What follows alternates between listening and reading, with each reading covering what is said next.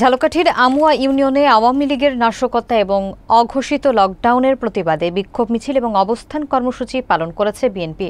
Union বিএনপির সভাপতি জাকির হোসেন গোলদার ও সাধারণ সম্পাদক আব্দুল মান্নান তালুকদারের নেতৃত্বে এই কর্মসূচি অনুষ্ঠিত হয়। সকালে ইউনিয়নের বিভিন্ন পয়েন্টে মোটরসাইকেল শোডাউন শেষে অনুষ্ঠিত হয় সংক্ষিপ্ত সমাবেশ।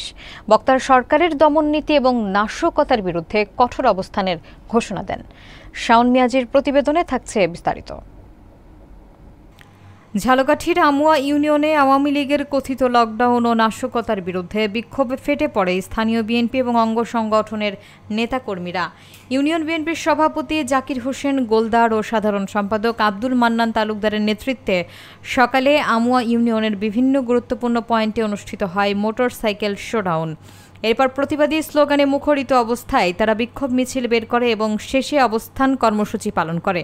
নেতৃবৃন্দ অভিযোগ করেন, বিরোধী মত দমন করতে আওয়ামী লীগ সরকার একের পর এক দমননীতি ও ভয়ভীতি প্রদর্শনের কৌশল নিচ্ছে।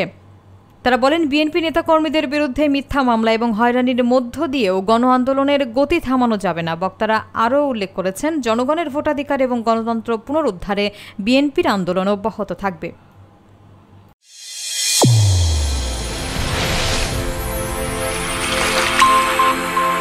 চ্যানেল A1 হৃদয়ের স্পন্দন।